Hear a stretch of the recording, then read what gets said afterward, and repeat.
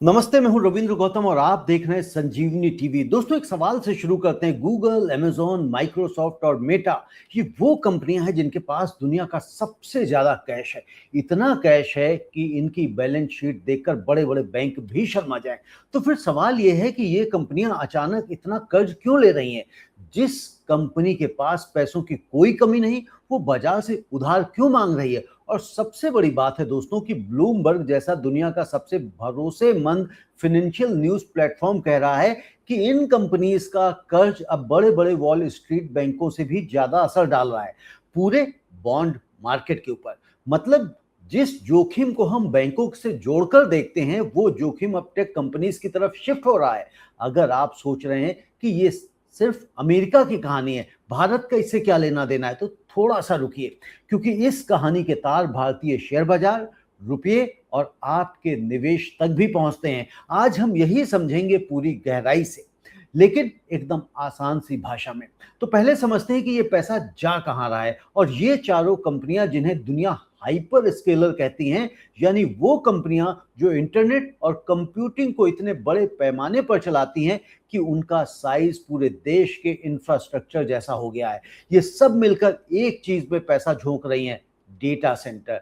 और data centre को आसान भाषा में अगर हम समझें तो ये एक बहुत बड़ा गोडाउन है जिसमें हजारों कंप्यूटर चिप्स लगे होते हैं जो चौबीसों घंटे चलते रहें। चाहे चैट जीपीटी हो, जेमिनाई हो, क्लाउड हो या कोई भी एआई टूल हो, उसके पीछे यही डेटा सेंटर काम कर रहे होते हैं। और ये कोई छोटा मोटा निवेश नहीं है।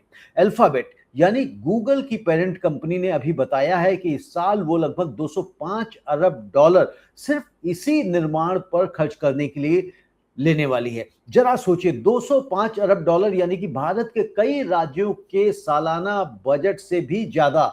और ये सिर्फ एक कंपनी का आंकड़ा है। अब सवाल ये उठता है कि अगर इनके पास इतना कैश है तो फिर ये अपनी जेब से क्यों नहीं बना लेती? यहीं से असली कहानी शुरू होती है। दोस्तों, एक साधारण उदाहरण लीजिए। मान लीजिए कि आपके पास एक दुकान है और दुकान अच्छी चल रही है, हर महीने अच्छी बचत भी हो रही है। अब आपको बगल में एक और बड़ी दुकान खोलने का मौका मिलता है। जी हाँ, और आप चाहें तो अपनी सारी जमा पूंजी, अपनी सारी कैपिटल लगा दें। लेकिन एक समझदार व्यापारी क्या करेगा? वो बैंक से कुछ लोन लेगा ताकि उसकी अपनी बचत सुरक्षित रहे और वो एक साथ कई दुकानें भी खोल सके। और यही बिग टेक कंपनीज कर रही हैं। जी हाँ, इनके पास कैश है, लेकिन एआई की रेस इतनी तेज है कि सिर्फ अपने कैश से इनका आगे बढ़ना उन्हें धीमा करता है, स्लो करता है। इसलिए ये अपने कैश को बचा कर रखना चाहते हैं शेयर बायबैक के लिए और नई कंपनियां खरीदने के लिए और निर्माण के लिए बाजार से उधार ले रहे हैं। दोस्तों, यहां एक शब्द आता है बॉन्ड, और यही इस पूरी कहानी की जड़ है। बॉन्ड को समझने के लिए एक बहुत सीधा उदाहरण लीजिए। घर में होने वाली फिक्स डिपॉजिट यानी कि एफडी। जब आप बैंक में एफडी करवाते हैं तो आप बैंक को पैसा उधार दे रहे होते हैं। जी हाँ, आप बैंक को पैसा उधार दे रहे होते हैं और बदले में बैंक आपको ब्याज देता है। बॉन्ड भी बिल्कुल यही चीज है, बस उल्टी दिशा में। जब कोई बड़ी कंपनी जैसे गूगल है या मेटा है बॉन्ड जारी करती है, तो वो असल में दुनिया भर के निवेशकों से कह रही होती कि मुझे पैसा उधार दो, मैं तय समय में निश्चित समय बाद तुम्हें ब्याज के साथ वापस लौटाऊंगा। और ये इन्वेस्टर्स कोई और नहीं, इंश्योरेंस कंपनीज हैं, पेंशन फंड हैं, म्यूचुअल फंड्स हैं और बड़े इंस्टीट्यूशनल इन्वेस्टर होते हैं जो अपने पैसे को सुरक्षित जगह लगाना चाहते हैं और तय ब्याज कमाना चाहते हैं। तो सीधी भाषा में बॉन्ड यानी कि कंपनी की तरफ से जारी किया गया एक उधार का वादा है। दोस्तों, अब अगर ये कंपनियां बहुत भरोसेमंद मानी जाती हैं तो निवेशक इन्हें आसानी से पैसा दे देते हैं और कम ब्याज पर दे देते हैं, क्योंकि जोखिम कम लगता है। ये ठीक वैसा ही है जैसे बैंक आपको अच्छा क्रेडिट स्कोर देखकर होम लोन कम ब्याज पर दे देता है। लेकिन अब यही मामला दिलचस्प हो जाता है। जी हाँ, इस साल की अगर हम बात करें तो सिर्फ बड़ी टेक कंपनीज ने मिलकर करीब 285 अरब डॉलर के बॉन्ड जारी करने का अनुमान दिया है और ये आंकड़ा आने वाले सालों में और बढ़ने वाला है, इतना बड़ा कि अब इन कंपनीज का कर्ज बाजार के एक खास पैमाने पर बड़े बड़े अमेरिकी बैंकों से भी आगे निकल गया है।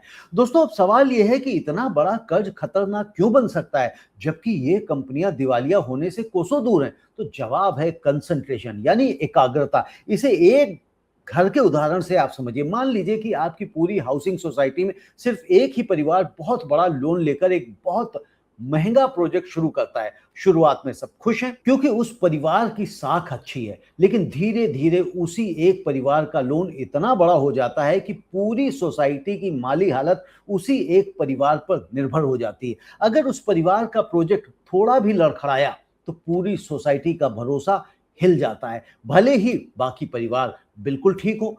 बॉन्ड मार्केट में भी दोस्तों यही हो रहा है। पहले निवेशकों को तसल्ली थी कि टेक कंपनीज का कर्ज पूरे बाजार का बहुत छोटा सा हिस्सा है, लेकिन असली खतरा सिर्फ कुल आंकड़ों में नहीं है बल्कि इसमें है कि ये कंपनियां बहुत लंबी अवधि के लिए कर्ज ले रही, यानी 10 सालों से भी ज्यादा। और पिछले एक साल में करीब 43% हाइपर स्केलर कर्ज ऐसा है जिसकी अवधि 10 साल से ऊपर है, जबकि बाकी बड़ी अमेरिकी कंपनियों में यह हिस्सा सिर्फ 23 से 24% है।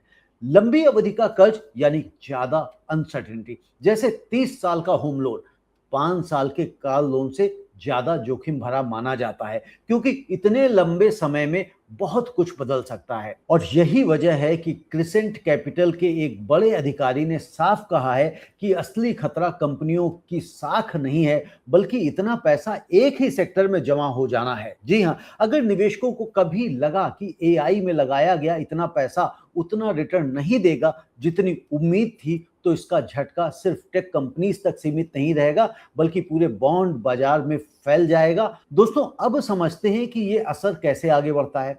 कदम दर कदम समझते हैं। तो पहला कदम इसका क्या है? जो बिग टेक कंपनियां बड़ी मात्रा में बॉन्ड जारी करती हैं। दूसरा कदम है दुनिया भर के बड़े निवेशक जिनके पास सीमित पैसा है, उसका बड़ा हिस्सा इन्हीं बॉन्ड में लगा देते हैं, क्योंकि ये कंपनियां भरोसेमंद हैं और आकर्षक दिखाई देती हैं। और तीसरा कदम, जब इतना पैसा एक ही जगह चला जाता है तो बाकी कंपनियां जो छोटी हैं या दूसरे सेक्टर से हैं उनके लिए पैसा जुटाना मुश्किल हो जाता है। और चौथा कदम है, जब मांग बढ़ती है और पैसा लिमिटेड रहता है तो बाकी कंपनियों को निवेशकों को लुभाने के लिए ज्यादा ब्याज देना पड़ता है।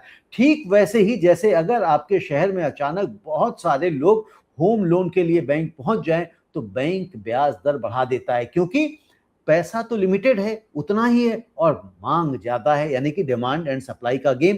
और पांचवा कदम अगर आप देखें दोस्तों, तो इससे पूरे बॉन्ड बाजार में लागत बढ़नी शुरू हो जाती है। और इस साल की शुरुआत में टेक कंपनियों के अच्छी साख वाले बॉन्ड पर जो अतिरिक्त ब्याज मिलता था वो करीब 76 बेसिस पॉइंट था। जी हां, जुलाई के अंत तक ये बढ़कर 89 बेसिस पॉइंट हो चुका है। और ये फर्क छोटा लग सकता है, लेकिन बड़े बाजार में ये तेजी से बदलाव का संकेत है। और छठा कदम अगर आप देखें दोस्तों, तो जब बॉन्ड बाजार में हलचल होती है तो फिर शेयर बाजार का भरोसा भी हिलता है। और हमने यही देखा, जैसे ही अल्फाबेट ने अपनी भारी भरकम खर्चों का ऐलान किया उसके अपने शेयर में ही गिरावट आ गई, क्योंकि इन्वेस्टर्स को डर लगा कि इतना पैसा लगाकर रिटर्न मिलेगा भी नहीं। और यही कारण है पिछले कुछ दिनों से नैस्डैक लगातार गिरावट में चल रहा है। और सातवां और आखिरी कदम भी समझ लीजिए, जब अमेरिका का बॉन्ड और शेयर बाजार हिलता है तो असर पूरी दुनिया में फैलता है, जिसमें भारत भी शामिल है।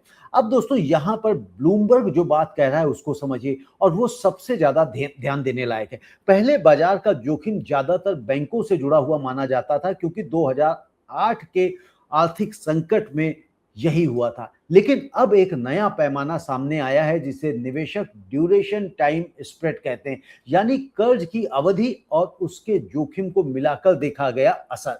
इस पैमाने पर सिर्फ 6 सबसे बड़ी टेक कंपनियां अब अमेरिका के पूरे उच्च साख वाले कॉर्पोरेट बॉन्ड बाजार के जोखिम का करीब 8.6% हिस्सा बन चुकी हैं, जबकि 6 सबसे बड़े बैंकों का हिस्सा सिर्फ 7.3% है। यानी संख्या में भले टेक कंपनियों का कुल कर्ज बैंकों से कम हो, लेकिन असर के लिहाज से ये अब बैंकों से आगे निकल चुकी हैं। और यही वजह है कि ब्लूमबर्ग इसे सिस्टमेटिक रिस्क यानी पूरे तंत्र को प्रभावित करने वाला जोखिम बता रहा है। मतलब ऐसा जोखिम जो सिर्फ एक कंपनी तक सीमित नहीं रहता, बल्कि पूरे बाजार की बुनियाद को हिला सकता है। बार्कलेस के विश्लेषकों ने भी यही चेतावनी दी है, जैसे जैसे ये कर्ज बढ़ता रहेगा, बाकी बाजार के लिए जगह घटती जाएगी और आखिरकार ये असर पूरे बॉन्ड इंडेक्स पर आपको दिखाई देगा। अब यहाँ पर दोस्तों संतुलन जरूरी है, क्योंकि हर बड़ी कहानी के दो पहलू होते हैं। एक तरफ का सच ये है कि कर्ज किसी मजबूरी से नहीं, बल्कि रणनीति से, स्ट्रेटेजी से लिया जा रहा है, और इन कंपनियों का डेट टू इक्विटी अनुपात यानी कर्ज और पूंजी का अनुपात अभी भी अमेरिकी बड़ी कंपनियों के औसत से काफी कम है। ये कंपनियां दिवालिया होने के करीब बिल्कुल भी नहीं है। ये सिर्फ अपने कैश को बचाकर कर्ज के जरिए तेज रफ्तार से आगे बढ़ना चाहती हैं, ताकि एआई की रेस में पीछे न रह जाएं। अगर एआई सच में उतना बड़ा बदलाव लाता है जितना उम्मीद है, तो नौकरियों में, उत्पादन में, नई खोजों में, तो आज का ये कर्ज आने वाले दशकों में शायद सबसे समझदारी भरा निवेश साबित हो। लेकिन दूसरी तरफ का सच ये भी है कि बहुत से जानकार ये भी कह रहे हैं कि ये सारा निवेश एआई से इतनी जल्दी रिटर्न देगा, इसकी कोई गारंटी नहीं है। और डेटा सेंटर्स में लगे चिप्स कुछ ही सालों में पुराने पड़ सकते हैं, जबकि इन पर लिया गया कर्ज 10-10, 20-20 साल तक चुकाना होगा। यानी जो चीज बन रही है वो जल्दी बूढ़ी हो सकती है, लेकिन उसका कर्ज जवान बना रहेगा। और यही वो अनसर्टेनिटी है जिस पर पूरा बाजार नजर गड़ाए बैठा हुआ है। ये अभी फैक्ट नहीं है, सिर्फ एक संभावना है, लेकिन एक ऐसी संभावना जिसे नजरअंदाज नहीं किया जा सकता। दोस्तों, अब बात करते हैं भारत की। आप सोच रहे होंगे कि ये तो अमेरिका के बॉन्ड बाजार की कहानी है, इसका भारतीय निवेशक से यानी कि हमसे क्या लेना देना। तो पहला कनेक्शन है एफआईआईज, यानी वो फाइनेंशियल इंस्टीट्यूशनल इन्वेस्टर जो दुनिया भर के बड़े फंड मैनेजर अपने पैसे को अलग अलग जगह बांट कर रखते हैं, कुछ अमेरिकी बॉन्ड्स में, कुछ भारतीय शेयर बाजार में। अगर अमेरिका में टेक कंपनीज का कर्ज जोखिम भरा दिखने लगे, तो बड़े निवेशक सुरक्षा की तलाश में अपना पैसा जोखिम भरी जगहों से निकालकर सुरक्षित संपत्तियों की तरफ ले जाते हैं, यानी कि सेफ हेवन एसेट्स की तरफ ले जाते हैं। और उभरते बाजार यानी कि इमर्जिंग मार्केट्स जैसे भारत अक्सर इस जोखिम से दूरी की प्रक्रिया में सबसे पहले असर झेलते हैं। और दूसरा कनेक्शन है भारतीय आईटी कंपनीज यानी कि टीसीएस, इन्फोसिस, विप्रो जैसी कंपनियों का बड़ा कारोबार यही गूगल, अमेज़न, माइक्रोसॉफ्ट, मेटा जैसी कंपनियों से जुड़ा है। अगर ये कंपनियां अपना भारी भरकम खर्च एआई इंफ्रास्ट्रक्चर पर जारी रखती हैं, तो इससे भारतीय आईटी कंपनियों को भी नए प्रोजेक्ट और डेटा सेंटर से जुड़े काम मिल सकते हैं। यानी यही कहानी जो जोखिम की तरह दिख रही है, वो भारतीय आईटी सेक्टर के लिए मौके का दरवाजा भी खोल सकती है। और तीसरा कनेक्शन है ग्लोबल लिक्विडिटी। जब अमेरिका में कर्ज महंगा होता है, ब्याज दरें ऊपर जाती हैं, तो दुनिया भर में पैसे की उपलब्धता प्रभावित होती है, और इसका असर रुपए की कीमत पर, आयात निर्यात पर और भारतीय बाजार की उतार चढ़ाव पर भी दिख सकता है। और यहाँ पर चौथा कनेक्शन भी समझ लीजिए, बाजार में अस्थिरता। जब अमेरिका के बॉन्ड बाजार में हलचल होती है, तो विश्व के निवेशकों का मूड बदलता है, और यही मूड भारतीय शेयर बाजार के दिन के उतार चढ़ाव में भी झलकता है, भले ही भारत की अपनी अर्थव्यवस्था मजबूत हो। तो ध्यान रखिए, ये कहानी सिर्फ अमेरिका की नहीं है, ये एक ऐसा धागा है जो सीधे आपके पोर्टफोलियो और भारतीय शेयर बाजार की चाल तक पहुंचता है। अब दोस्तों, अंत में एक बात और समझ लीजिए कि ये कहानी न डराने के लिए है और ना ही आपको उत्साहित करने के लिए। ये एक ऐसा मोड़ है जहां दुनिया की सबसे ताकतवर कंपनियां एक भरोसे पर अपना भविष्य दांव पर लगा रही हैं कि एआई सच में उतना बड़ा बदलाव लाएगा जितना उन्होंने सोचा है। अगर ये भरोसा सही निकला, तो शायद आने वाले सालों में हम इसे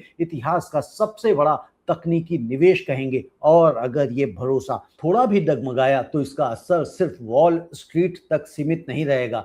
तो असली सवाल ये नहीं है कि ये कंपनियां कितना कर्ज ले रही हैं, असली सवाल ये है क्या दुनिया इतने बड़े भरोसे के लायक साबित हो पाएगी, और इसका जवाब समय देगा। लेकिन अगर आप इस बदलाव को समझकर चल रहे हैं तो आप उन चंद लोगों में से हैं जो आप सिर्फ और सिर्फ शेयर बाजार के ऊपर नीचे के इंडेक्सेस नहीं देखते हैं कि आज मार्केट फ्लैट है, लाल है या हरा है, बल्कि आप शेयर बाजार को गहराई से समझने का प्रयास कर रहे हैं और उसके इम्पैक्ट कब और कहां और कैसे आपके पोर्टफोलियो पे पड़ेंगे उनको भी समझने का प्रयास करते हुए दिखाई दे रहे हैं। यानी लंबे समय के एक आप अच्छे इन्वेस्टर साबित हो सकते हैं। आपका बहुत बहुत धन्यवाद। यदि अभी तक आपने हमारे संजीवनी टीवी को सब्सक्राइब नहीं किया चैनल को तो सब्सक्राइब अवश्य करें, वीडियो को लाइक भी करें और इसे ज़्यादा से ज़्यादा अपनी कम्युनिटी में शेयर भी करें। आप सभी का बहुत बहुत धन्यवाद।